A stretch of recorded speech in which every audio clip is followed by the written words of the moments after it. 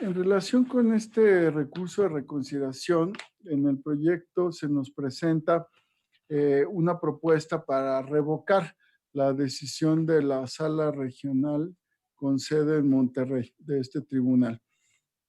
Yo comparto el sentido de la propuesta, sin embargo, tengo algunas observaciones que sí tienen un efecto en la asignación de representación proporcional.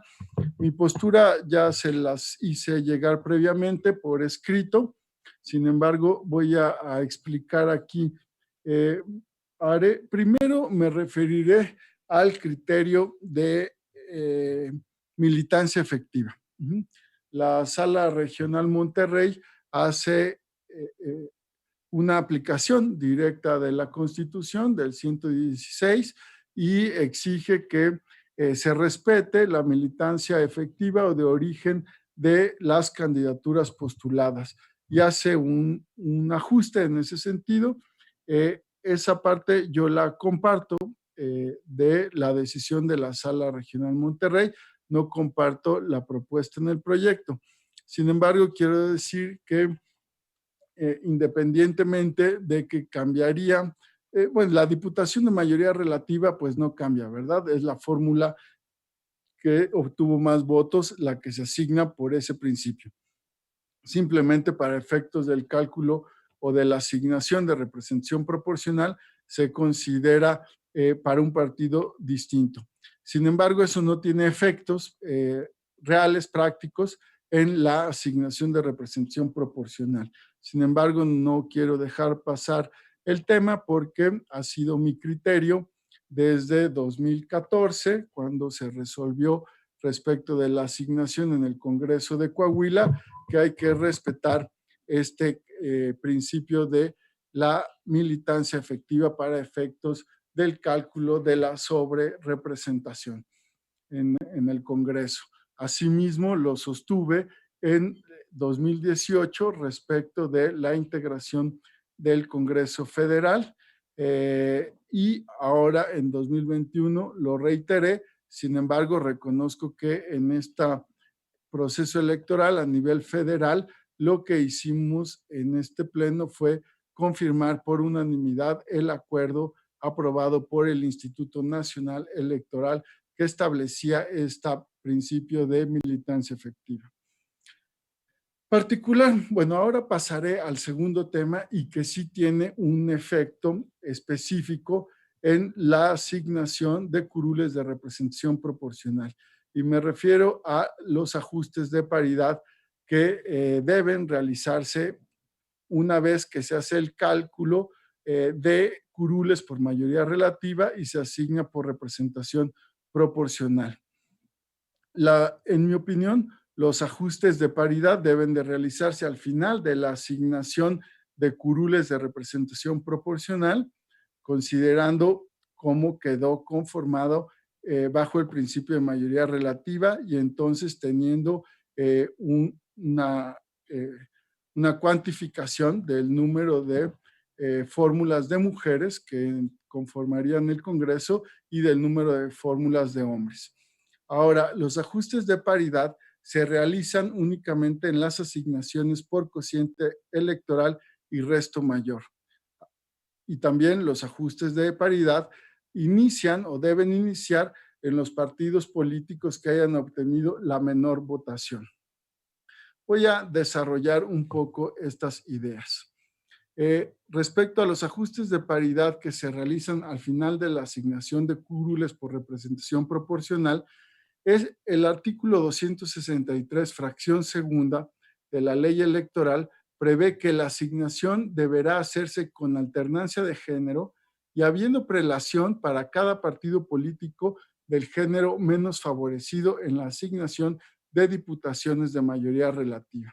Si bien esta disposición establece de manera general la obligación de aplicar el principio de paridad en la asignación de diputaciones de representación proporcional, no establece de manera tan clara el momento en que se debe realizar los ajustes para garantizar la paridad. No obstante, este problema queda solucionado de una lectura atenta a los lineamientos que estableció la autoridad administrativa electoral. En concreto, dicha autoridad estableció en los lineamientos o artículos 13 y 14 lo siguiente. Y lo cito, lo leo. El presente apartado tiene como finalidad establecer las reglas para garantizar la paridad de género y la integración del Congreso del Estado de Nuevo León. Y dice, una vez efectuado el procedimiento para la asignación de las diputaciones que corresponden a cada partido político por el principio de representación proporcional, en términos de lo previsto en los artículos 263, al cual me referí, al 267 de la ley y los lineamientos que establece la comisión para estos efectos.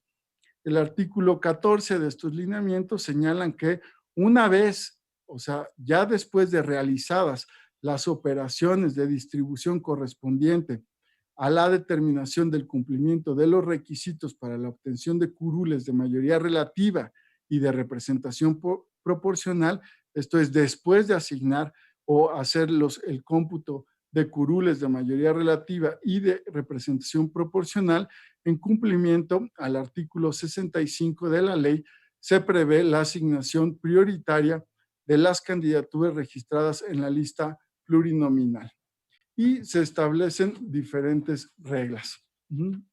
Ahora bien, de esta lectura, es mi consideración que se concluye que los ajustes de paridad se realizan al final de la asignación de curules. Y conforme a estas reglas, la asignación de curules está prevista en la legislación de manera muy clara, a diferencia de otras legislaciones. Y aquí los ajustes de paridad se realizan únicamente, es decir, exclusivamente, en las curules asignadas en momentos específicos del corrimiento de la fórmula. Así se prevé en la fracción quinta de los lineamientos.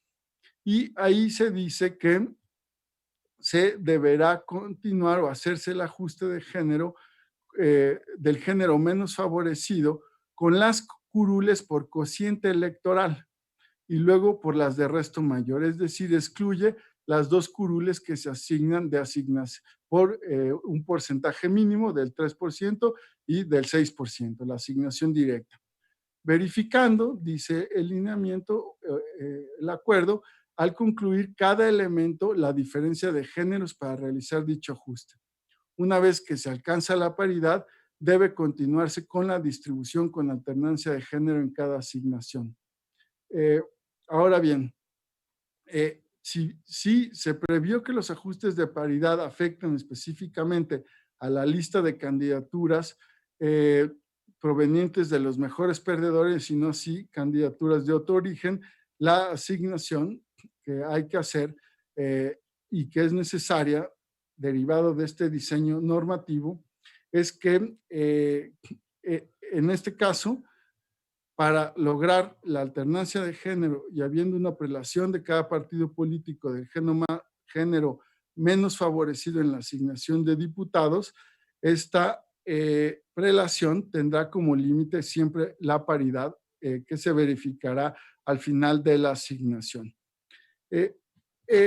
Y finalmente, lo que tenemos después de hacer el ejercicio de asignación de curules por MR y RP es que sin ajustes de paridad llegamos a un resultado de 25 curules de mayoría relativa, perdón, 25 curules del género masculino y 17 curules del género femenino. Por lo tanto, se tiene que hacer el ajuste en 4 fórmulas para así alcanzar una paridad de 21 curules para hombres y 21 curules para mujeres.